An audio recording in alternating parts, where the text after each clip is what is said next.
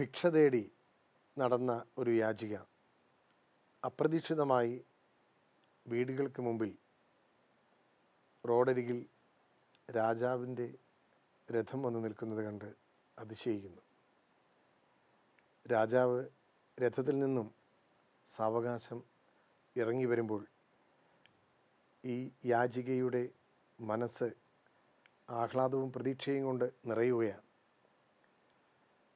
ഇനി തനിക്കൊരിക്കലും യാചിക്കേണ്ടി വരില്ല എന്ന് വിശ്വസിച്ചുറച്ച് രാജാവ് തരുന്ന വലിയ സന്തോഷത്തിന് വേണ്ടി കാത്തുനിന്ന യാചികയുടെ മുന്നിലേക്ക് രാജാവിൻ്റെ കരം നീണ്ടുവരികയാണ്.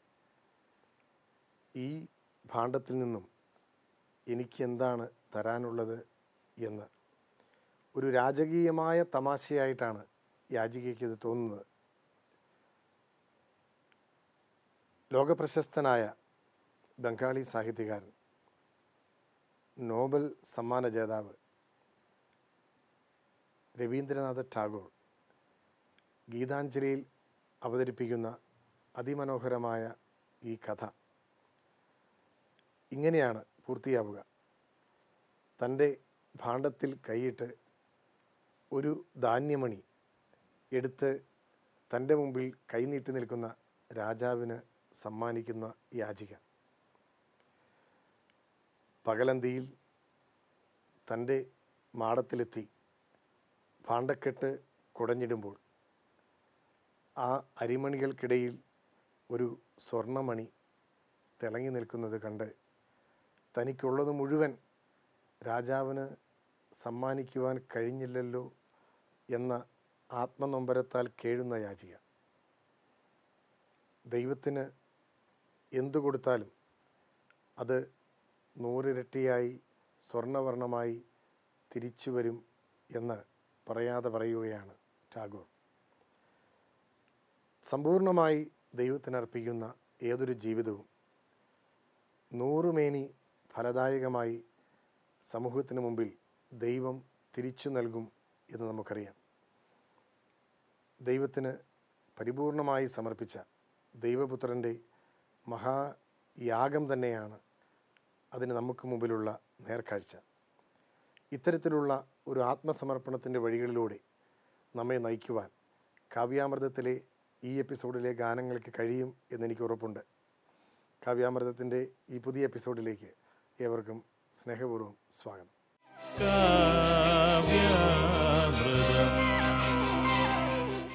കുരിശിൽ കിടന്നുകൊണ്ട് ഈശോ ദൈവപിതാവിനെ വിളിച്ച് കരയുന്ന മർമ്മഭേദകമായ ചില നിമിഷങ്ങൾ കുരിശിൻ്റെ വഴികളിൽ നമ്മൾ കാണുന്നുണ്ട്.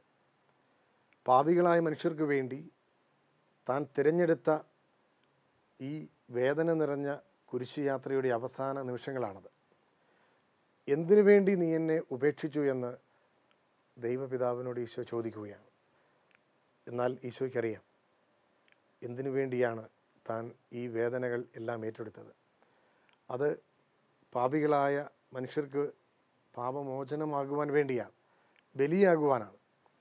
ജോസഫ് മനക്കിലച്ചൻ എഴുതി KK ആൻ്റണി മാഷ് ഈണമിട്ട അതിമനോഹരമായൊരു ഗാനം സ്നേഹധാര എന്ന തരംഗിണിയുടെ ആൽബത്തിൽ നമ്മൾ ധാരാളം കേട്ടിട്ടുള്ളതാണ്. പരമപിതാവേ പരമപിതാവേ കാരണമെന്തേ കൈപിടിയാൻ. മനക്കിലച്ചൻ്റെ ഒരു ആത്മീയ ജീവിതത്തിൻ്റെ ഏറ്റവും വലിയൊരു ധ്യാനമാണ് ഈ ഗാനമെന്ന് ഈ പാട്ട് കേൾക്കുമ്പോൾ നമുക്ക് മനസ്സിലാവും. എന്തിനു വേണ്ടിയാണ് അവിടുന്ന് കൈകൾ വിരിച്ചു കിടന്നത്? പാപികളായ ആളുകൾക്ക് ആ കൈകളിൽ ചേക്കേറുവാനാണ്. എന്തിനാണ് അവിടുത്തെ ഹൃദയം കുത്തി തുറക്കപ്പെട്ടത്? വേദനിക്കുന്ന ദരിദ്രരായ രോഗികളായ ആളുകൾക്ക് അഭയമാകുവാനാണ്. വളരെ മനോഹരമായി ചിത്രീകരിക്കപ്പെട്ട കുരിശിൻ്റെ വഴിയിലെ ഏറ്റവും സുന്ദരമായ ധ്യാന മുഹൂർത്തം. ഈ ഗാനം പ്രാർത്ഥനാപൂർവം നമുക്ക് കേൾക്കാം.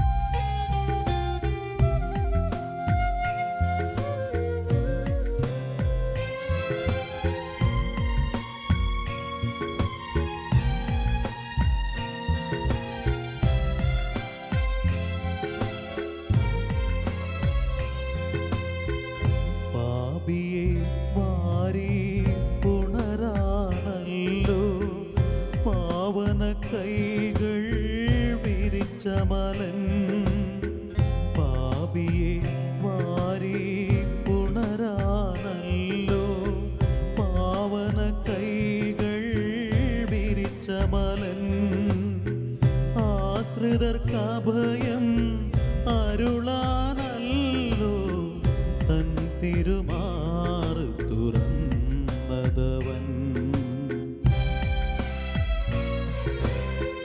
പരമപിതാവേ പരമപിതാവേ കാരണമെന്തേ കൈവെടിയാൻ നിൻ സുതനെ കുരിശിലിതുപോൽ കൈവെടിയാൻ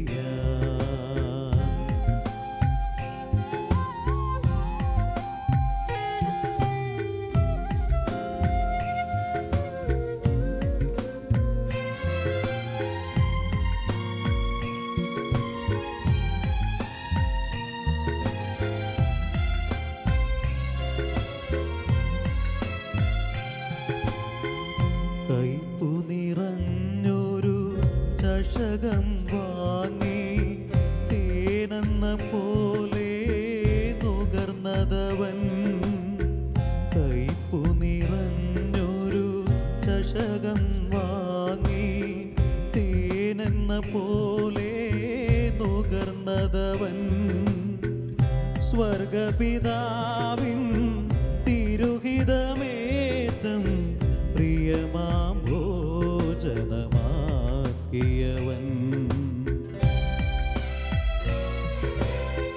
പരമപിതാവേ പരമപിതാവേ കാരണമെന്തേ കൈവെടിയാൻ നിൻ സുതനെ കുരിശിലിതുപോൽ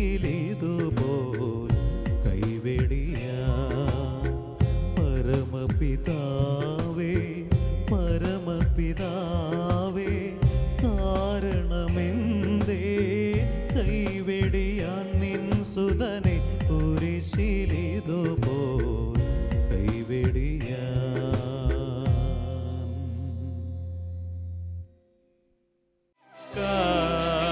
കാവ്യാമൃതം.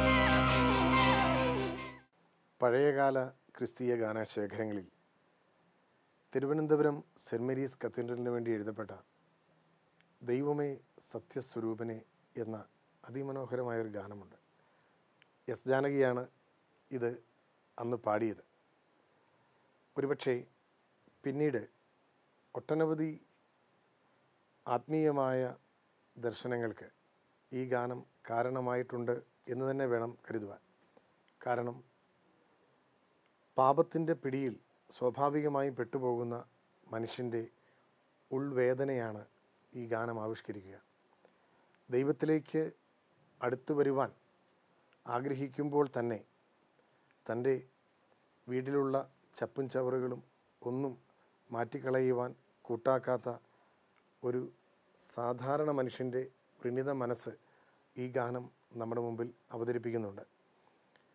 ദൈവത്തിലേക്ക് അടുത്തു വന്നാൽ തനിക്ക് സന്തോഷവും സമാധാനവും സ്വാതന്ത്ര്യവും ഒക്കെ ലഭിക്കും എന്നറിയാം. എങ്കിലും ഈ കെട്ടുപാടുകളിൽ തന്നെ വീണ് കിടക്കുവാൻ, ആ കിടപ്പിൽ ആഹ്ലാദിക്കുവാൻ മനസ്സ് മണ്ണിനോട് ചേർന്ന് നിൽക്കുന്നു. ഇതൊരു സാധാരണ മനുഷ്യൻ്റെ മനസ്സാണ്. ഈ ഗാനം ഒരുപക്ഷെ ഇത്തരത്തിലുള്ള ഒരു മനസ്സിൽ നിന്നും നമ്മെ ശുദ്ധീകരിച്ച് സ്വതന്ത്രമാക്കി ദൈവത്തിൻ്റെ സന്നിധിയിലേക്ക് എത്തിച്ചേക്കാം. മനോഹരമായ ഗാനം ഒന്ന് കേട്ടു നോക്കുക.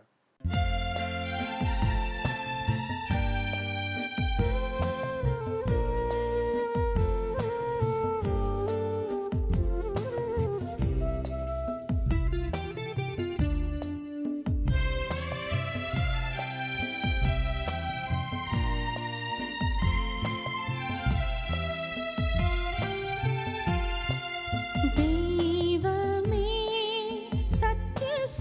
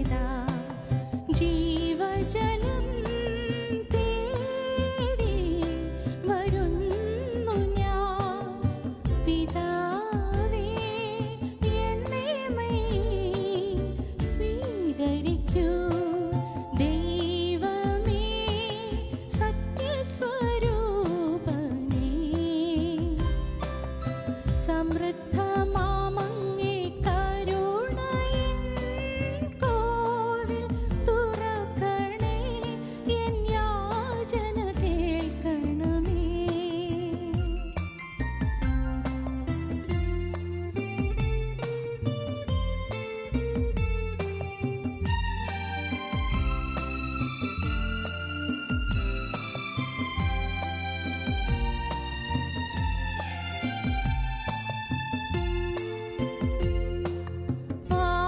ആകുലമാകുമിൻ ഹൃദയത്തിൻ സ്പന്ദനങ്ങൾ വാഴ്ത്തുന്നു നാഥാ നിൻ മഹത്വമെന്നും. നിത്യമാം തേജസ്സിൽ എന്നെ നയിക്കുന്ന സത്യപ്രകാശം ചൊരിഞ്ഞിടണേ. നിത്യമാം തേജസ്സിൽ എന്നെ നയിക്കുന്ന സത്യപ്രകാശം നീ ചൊരിയൂ. പിതാവേ, എന്നെ നീ സ്വീകരിക്കൂ. ദൈവമേ, സത്യസ്വരൂപനേ, സമൃദ്ധമാമങ്ങേ കരുണയിൻ കോവിൽ തുറക്കണേ, എൻ യാചന കേൾക്കണമേ. ദൈവമേ, സത്യസ്വരൂപനേ, സമൃദ്ധമാമങ്ങേ കരുണയിൻ കോവിൽ തുറക്കണേ, എൻ യാചന കേൾക്കണമേ.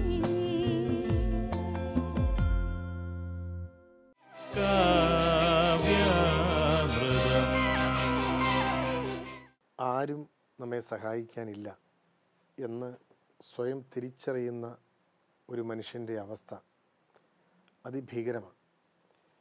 വല്ലാത്ത ഒരു അനിശ്ചിതത്വമാവാം. ചുറ്റുപാടും ഒത്തിരിയേറെ ആളുകളുണ്ടാവും, എന്നാൽ നമുക്ക് ആശ്രയിക്കാൻ ആരുമില്ല. ഒരാൾ പോലും നമ്മളെ സഹായിക്കുന്നില്ല. സഹായിക്കാൻ കഴിയുന്നവർ പലരും വെറുതെ നോക്കി നിൽക്കുന്നു എന്നൊക്കെ തിരിച്ചറിയുന്ന ഒരു മനുഷ്യൻ്റെ മനസ്സ് മനോഹരമായി സംഗീതം നൽകി വരികളാക്കി നമ്മുടെ മുമ്പിൽ അവതരിപ്പിക്കുവാൻ ജോസഫ് മനക്കിളച്ചനെ പോലുള്ള ആളുകൾക്ക് ദൈവം നൽകുന്ന പ്രത്യേകമായ ഒരു കഴിവുണ്ട്. ആ രചനാ സൗഭാഗ്യത്തിൻ്റെ തുടർച്ചയിൽ അദ്ദേഹം എഴുതി കെ ആൻ്റണി മാഷ് ഈണമിട്ട് സ്നേഹധാരയിൽ നമ്മൾ കേട്ട, ഇപ്പോഴും കേൾക്കുന്ന യഹോവേ യഹോവേ എൻ നിലവിളി കേൾക്കണമേ എന്ന ഗാനം യഥാർത്ഥത്തിൽ അത് അത്തരത്തിൽ മാനസിക വ്യഥ അനുഭവിക്കുന്ന ഒരാളുടെ നെഞ്ചുനുറുങ്ങിയ പ്രാർത്ഥനയാണ്. എന്നാൽ ദൈവമാണ് എന്നെ സംരക്ഷിക്കുന്നതെന്നും എന്നെ സംരക്ഷിക്കുവാൻ എനിക്കൊരു ദൈവമുണ്ടെന്നും എൻ്റെ സംരക്ഷണശിലയാണെന്നും കോട്ടയാണെന്നും കാവലാണെന്നും തിരിച്ചറിയുവാൻ നമുക്ക് പറ്റുന്നെങ്കിൽ അത്രയ്ക്കും ഒരു ആത്മവിശ്വാസമോ ബലമോ നമുക്ക് വേറൊരിടത്തു നിന്നും ലഭിക്കുകയുമില്ല. ഈ ഗാനം ശാന്തമായിരുന്നു എന്ന് കേട്ടാൽ എത്ര മനസ്സ് തളർന്നിരിക്കുന്ന ആൾക്കും ആശ്വാസം ലഭിക്കും എന്നതിൽ യാതൊരു തർക്കവുമില്ല. ഒന്ന് കേട്ടു നോക്കുക.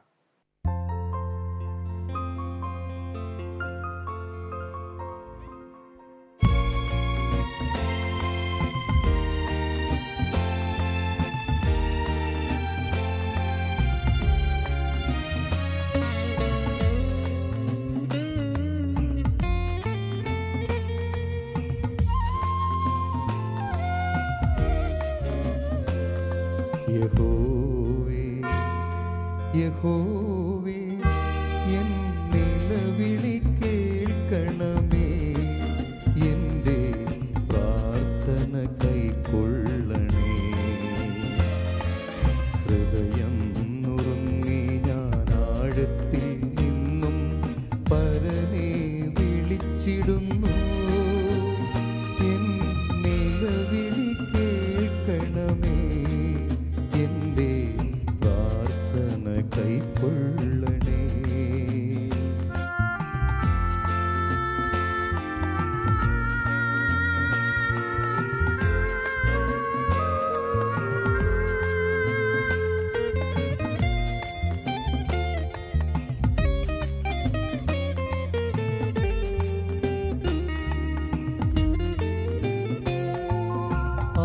ആപത്തിൽ നീ എനിക്കഭയമല്ലോ, ശത്രുവിനെതിരായ കോട്ടയും നീ.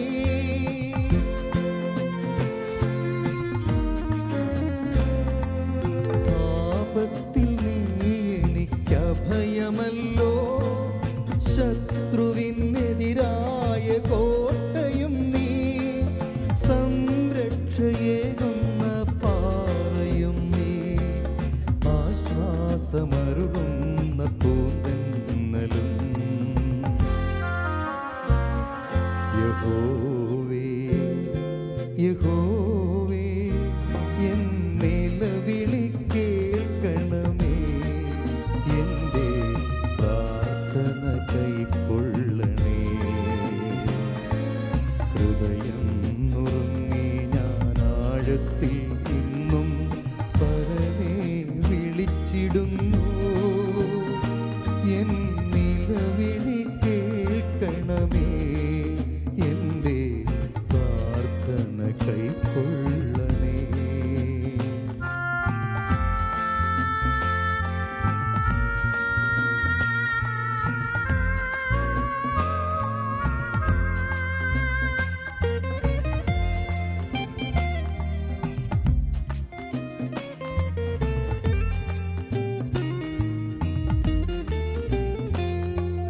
വസിച്ചിടും ഞാനങ്ങേ മന്ദിരത്തിൽ, സുരക്ഷിതമായി തവ സന്നിധിയിൽ.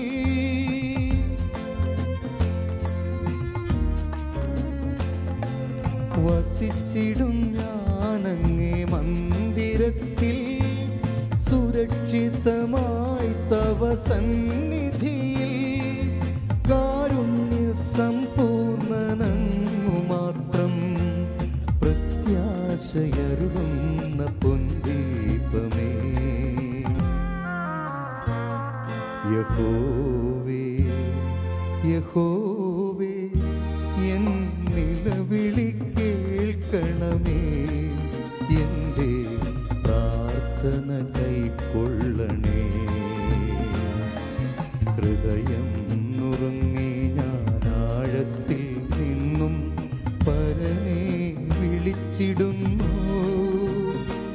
എൻ നിലവിളി കേൾക്കണമേ, എൻ്റെ പ്രാർത്ഥന കൈക്കൊള്ളണേ.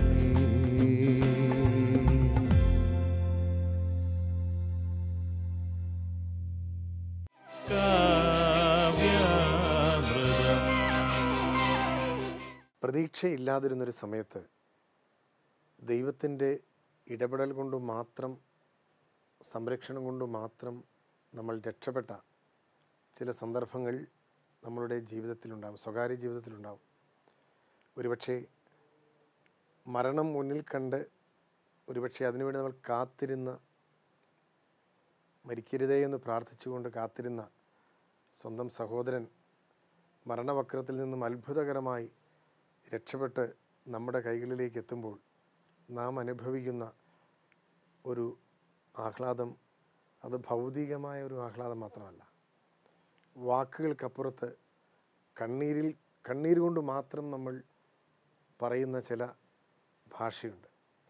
കണ്ണീരിൻ്റെ ഭാഷ കൊണ്ട് മാത്രം നമ്മൾ സംവദിക്കുന്ന ചില മനസ്സുണ്ട്. അത്തരത്തിൽ ചില അനുഭവങ്ങൾ നമുക്കുണ്ടാവാം. അത് തമ്പുരാൻ്റെ അനുഗ്രഹമാണ് എന്ന് തിരിച്ചറിയുന്നവർക്ക് മാത്രമേ ദൈവത്തിൻ്റെ സ്നേഹമെന്ത് എന്ന് മറ്റുള്ളവർക്ക് പറഞ്ഞു കൊടുക്കുവാനാവൂ. സ്വകാര്യമായ വ്യക്തിപരമായ അനുഭവമാണ് ദൈവസ്നേഹവും കാരുണ്യവുമെന്ന്. ദൈവത്തോട് അടുത്തു വരുവാൻ നമ്മൾ ആഗ്രഹിക്കുമ്പോൾ ദൈവം തന്നെ നമുക്ക് നൽകുന്ന വലിയൊരു ദർശനമാണത്. ഈ ഒരു കാരുണ്യത്തിൻ്റെയും സ്നേഹത്തിൻ്റെയും വഴികളിലൂടെ ഇപ്പോൾ നമ്മൾ ഏത് ജീവിത അവസ്ഥയിലാണ് ആയിരിക്കുന്നത് എങ്കിലും ആ വഴികളിലൂടെ ദൈവത്തിലേക്ക് തന്നെ തിരിച്ചു വരുവാൻ നമ്മൾ മനസ്സാകുന്നെങ്കിൽ ആ വരവും കാത്തിരിക്കുന്ന കാരുണ്യവാനായ ഒരു ദൈവമാണ് നമ്മുടെ പിതാവ്. യഹോവയാകുന്ന ഈ ദൈവം, പുത്രനാകുന്ന ദൈവം, പരിശുദ്ധാത്മാവാകുന്ന ദൈവം പിതാവും പുത്രനും പരിശുദ്ധാത്മാവുമാകുന്ന ത്രിത്വൈക ദൈവത്തെ വിളിച്ച് നമുക്ക് അപേക്ഷിക്കാം. ദൈവമേ, ഞങ്ങളുടെ ദുരിത വഴികളിൽ എന്നും നിലാവ് പോലെ നീ ഇറങ്ങി വരണമേ. കരുണയായിരിക്കണമേ. സ്നേഹം കൊണ്ട് ഞങ്ങളെ പൊതിയണമേ. കാവ്യാമൃതത്തിൻ്റെ ഈ ഒരു എപ്പിസോഡ് പ്രാർത്ഥനാപൂർവം കേട്ട എല്ലാവർക്കും ദൈവസ്നേഹത്തിൻ്റെ മറ്റാരോടും പറയുവാൻ പറ്റാത്ത സുന്ദരമായ ഈ ഒരു അനുഭവം സ്വന്തമാകട്ടെ എന്ന് ആശംസിക്കുന്നു. ഏവർക്കും നന്ദി.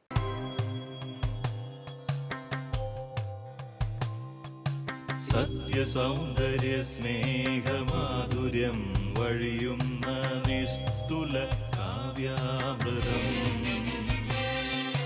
നുകരാം നമുക്കിനി നമ്മളിൽ തെളിക്കട്ടെ